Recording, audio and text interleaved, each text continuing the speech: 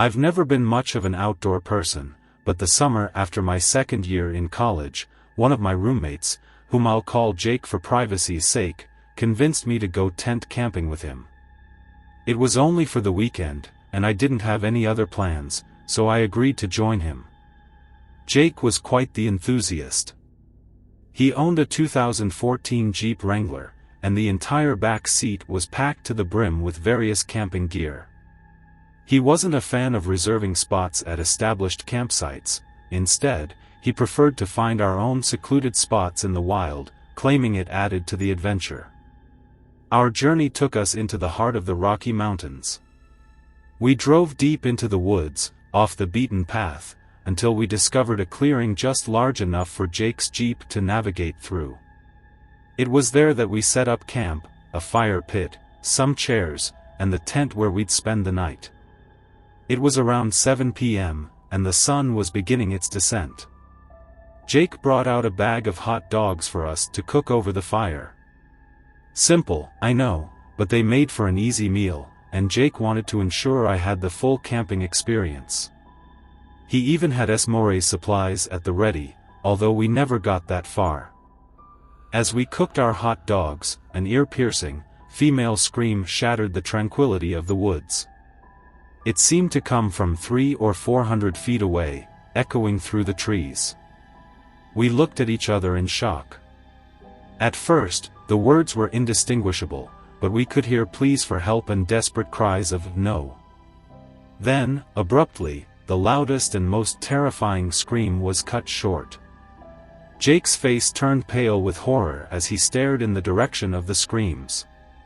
We knew something was terribly wrong. The nearest man-made structure was the road, and even that was far away. There shouldn't have been anyone out there. The source of the scream was irrelevant at that point. We needed to leave immediately. We scrambled to pack our things back into the Jeep, even leaving the fully made tent behind. As we slammed the door shut, I dialed 911. I had nearly no signal, but somehow managed to connect with an operator. I did my best to explain the horrifying sounds we'd heard, and they promised to send help right away. Getting back to the road took twice as long, and this time, we couldn't see anything in the dark. Finally, we reached the pavement and paused, unsure if we should wait for the police. It was then that we saw a figure emerging from the trees ahead. The person wore jeans and an all-black sweatshirt with the hood pulled low over their face, and they were dragging something behind them in a heavy sheet or bag. Their head hung down limply as they walked. The figure turned to look in our direction just as blue and red police lights revealed themselves down the road. The person dropped the bag and began sprinting back into the forest. The police arrived and gave chase. As it turned out, the bag contained the remains of a 34-year-old woman. We still don't know if the person responsible was ever caught. The experience left an indelible mark on us, a chilling reminder of the dark and unpredictable side of the wilderness.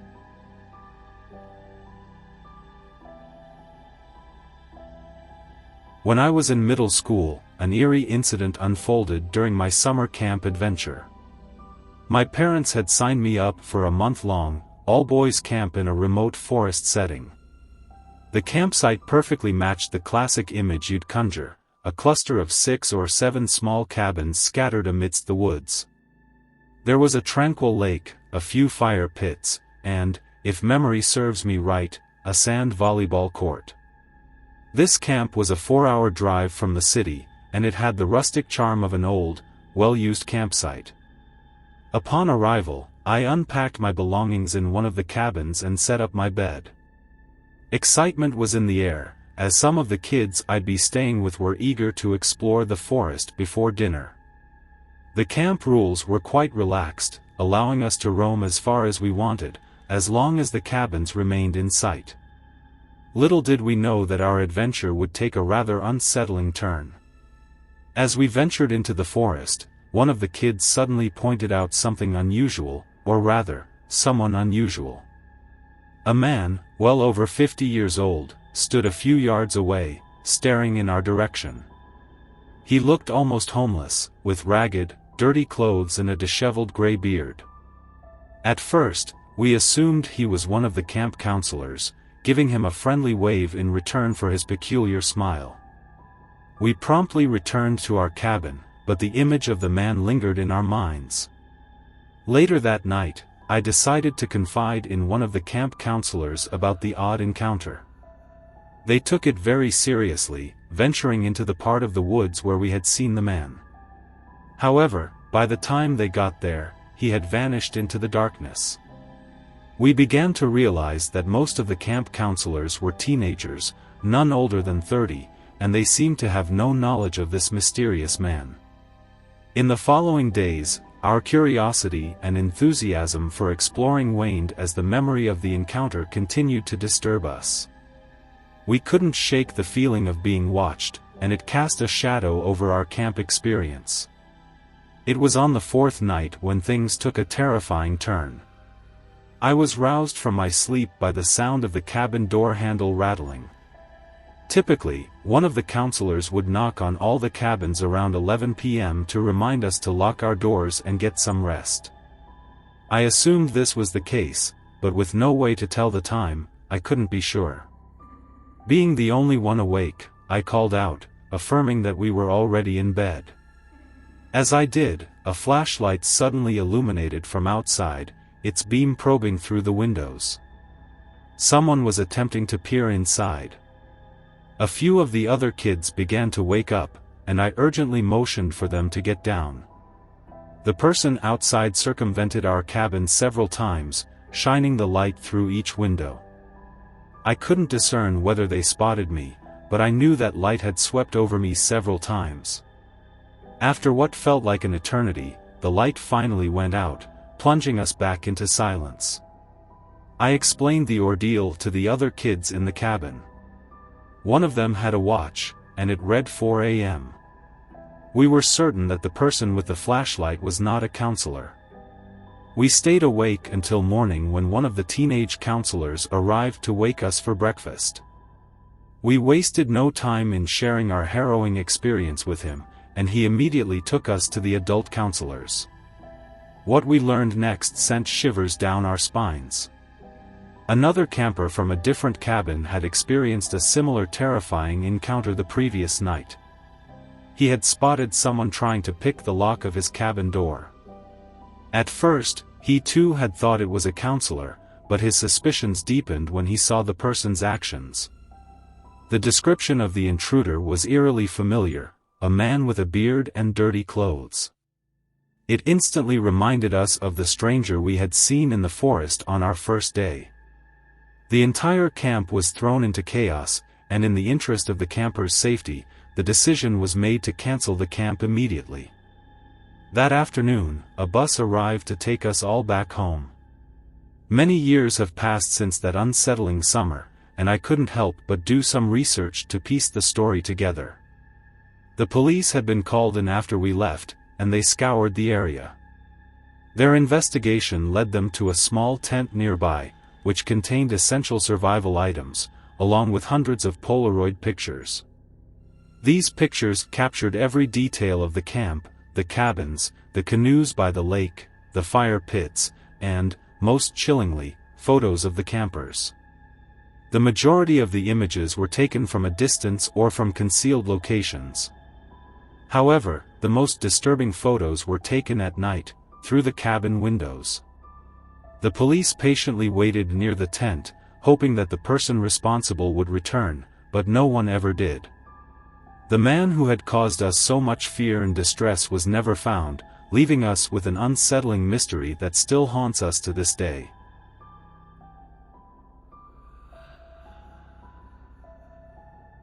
It was nearing the end of summer, and my wife and I had been itching to squeeze in a camping trip before the cooler weather set in. I had a stash of camping gear collecting dust from my college days when I used to embark on outdoor adventures with my buddies. The memory of a particular spot we used to frequent had been calling to me, so I decided to share it with my wife. This place wasn't even an official campsite, just a hidden gem that we had stumbled upon years ago. We thought it would be perfect for a romantic getaway. But as we arrived, we noticed a makeshift fire pit and some litter scattered about. It was evident that other people had found this spot too, and they hadn't been too considerate. We weren't too concerned about it, though. We set up our tent and started a campfire, relishing in the serenity of the wilderness. We spent hours talking and sipping drinks around the campfire, enveloped in the warmth and comfort of the evening. Suddenly, around 2 a.m., the tranquility was shattered by the unmistakable sound of a chainsaw revving up.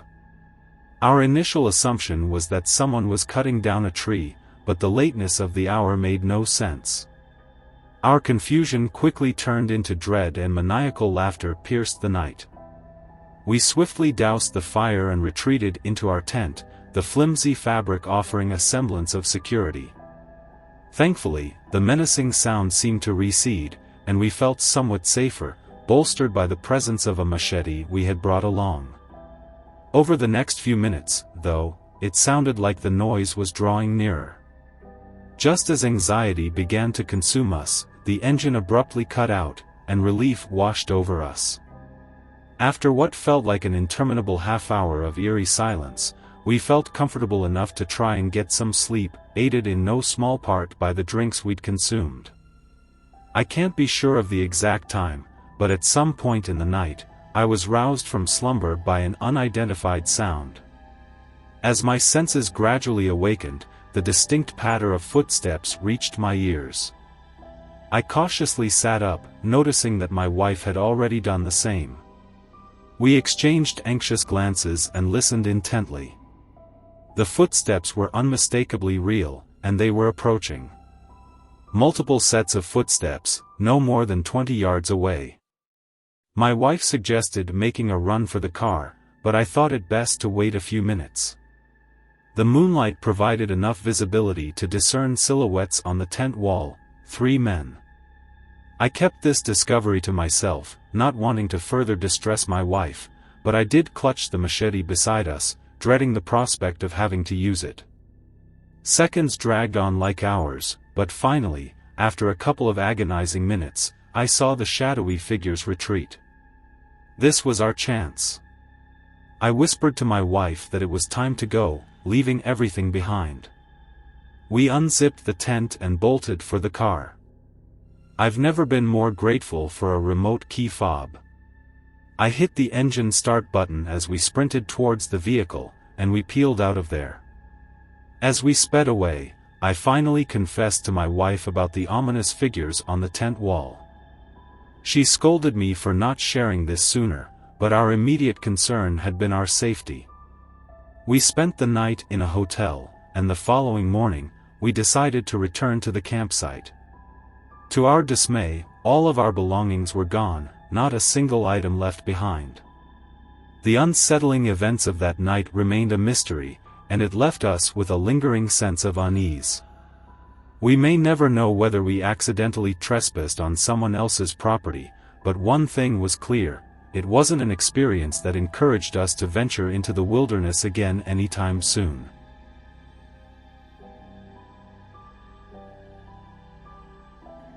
During the summer of 2011, a few friends and I embarked on an adventure, planning a camping trip to Delamere Forest, just a few miles outside my hometown.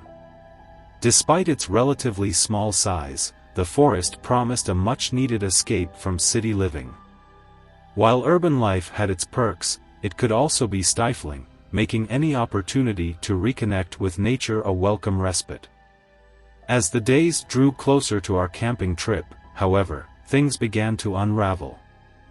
One by one, various friends called and texted to inform us that they wouldn't be attending for various reasons: family illness, a lack of cash, or simply plain laziness.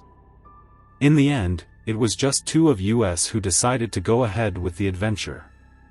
One sunny summer morning, we boarded a train for our journey to the forest.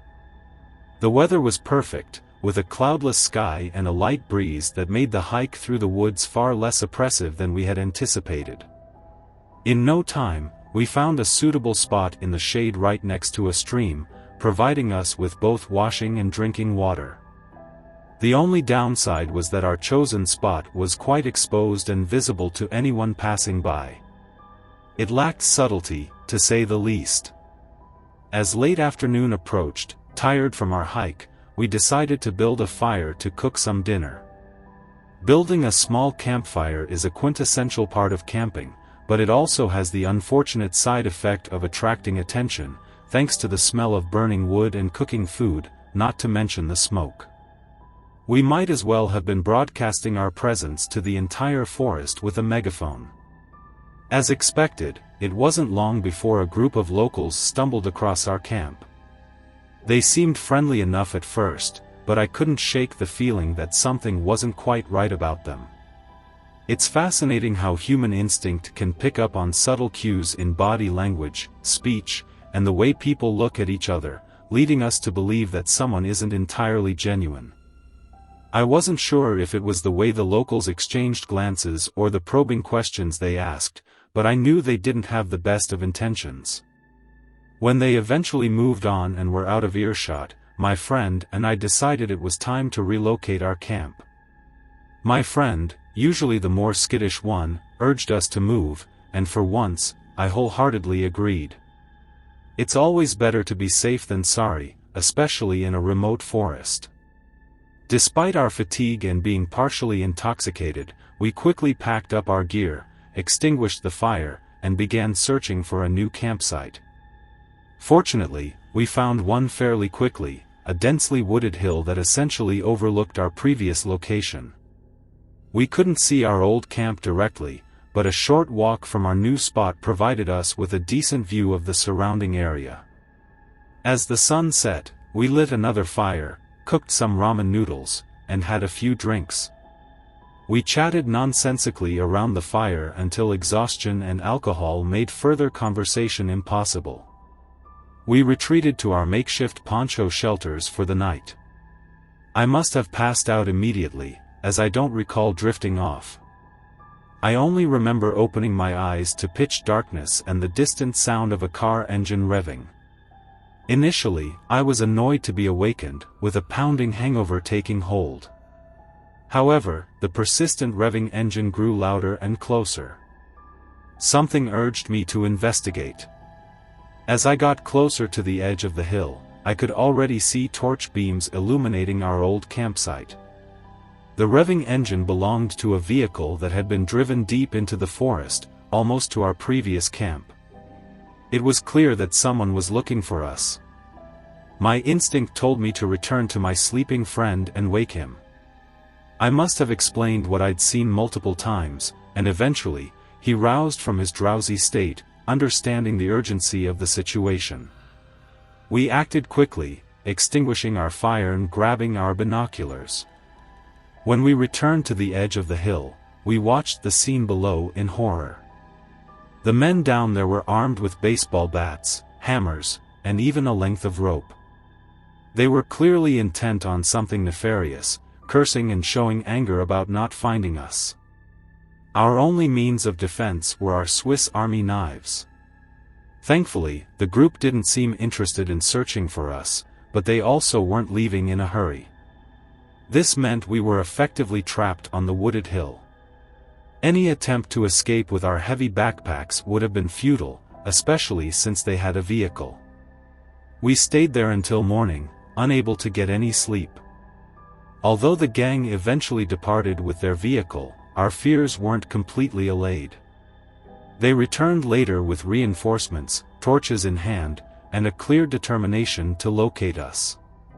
We were stuck on that hill until morning, and it was only then that we made the difficult decision to cut our camping trip short. As we made our way back on the train ride home, it was frustrating that we had to cancel the remainder of our trip, but our safety came first. This experience serves as a stark reminder that, while many strangers can be kind and helpful while traveling, not everyone has friendly intentions. It's essential to exercise caution, be aware of your surroundings, and have a plan for unexpected situations when you venture into the great outdoors.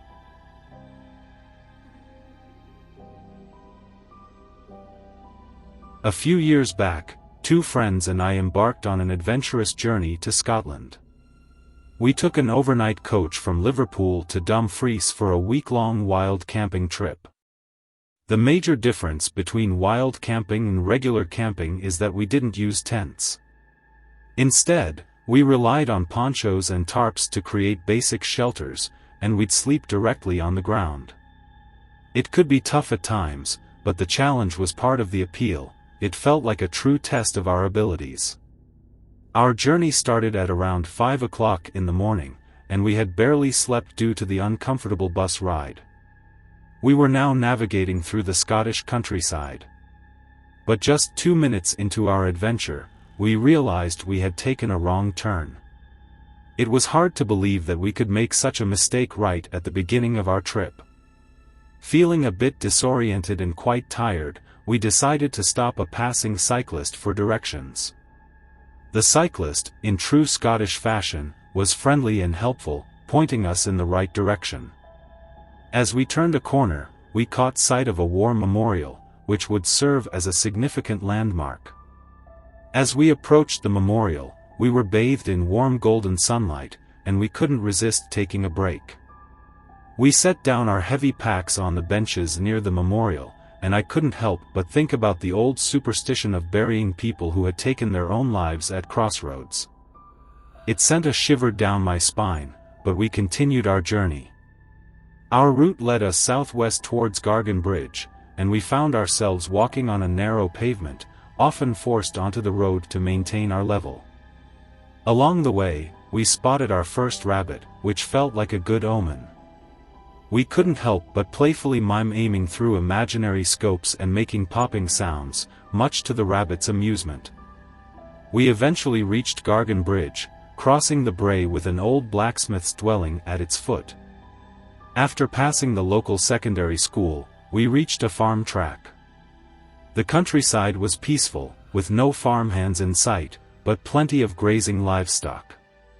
The farmer's house looked well kept, but the cattle shed and nearby building were run down, and I suspected they might be home to bats. As we moved further along our path, we noticed a field of sheep and months-old lambs. They spotted us and skittered away nervously. We carefully made our way past a cattle shed and had to clamber over 2 fences to avoid a massive waste tank. Unfortunately, this put us right in front of another fence, and this one was electrified. I grimaced as I saw the wire connecting to a battery unit, and it was too high to climb over. Our heavy packs made it impossible to crawl under it, and I couldn't help but imagine the sensation of receiving an electric shock to my nether regions.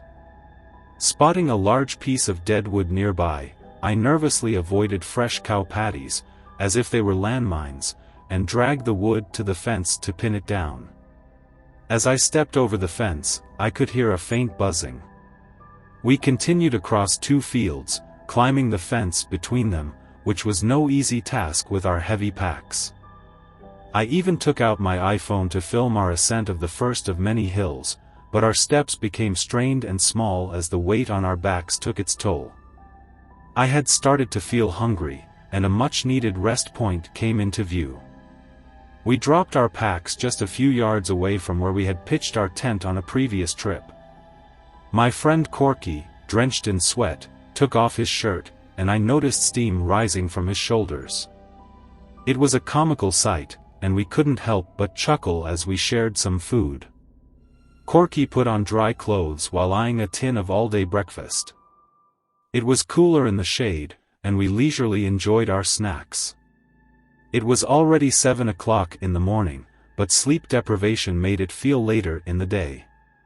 We estimated our arrival at Lahal Bar by around 10 o'clock, but Corky remained skeptical, still expecting some speed bump along the way. And he was right.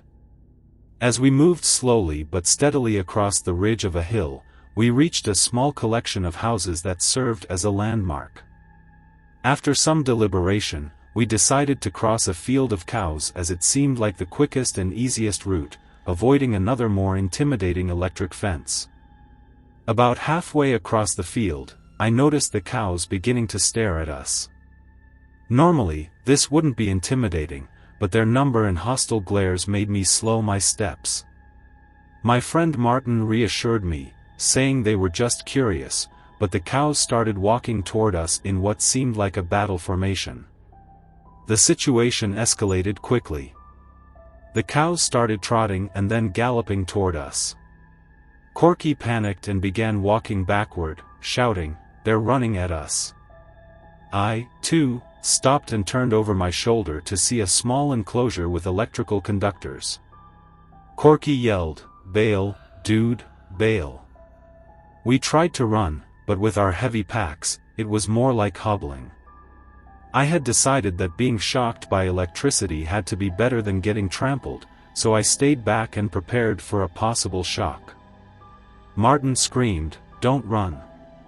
That command resonated, and I stopped, spun around, and threw my arms into the air to appear larger. Corky did the same. The charging cows seemed to respond to our sudden change in posture. Some stopped, while others slowed down. I heard shouting from the other side of the field, and it was the farmer, directing us to move along the edge of the field and guiding us to a gate. We made it safely to the gate, and the farmer explained that the cows were just curious. He gave us directions to Lahal Bar, and we thanked him for his assistance. Looking back, we couldn't help but laugh at our encounter with the cows, and it did make for a funny story. However, the experience also taught us a valuable lesson. Cows, even seemingly docile ones, can pose a real danger, as they are responsible for more deaths in the UK each year than sharks. This trip made us realize just how unexpectedly perilous a countryside adventure could be. So, next time you consider taking a shortcut through a field, make sure it's not occupied by curious cows, as you might get a nasty surprise.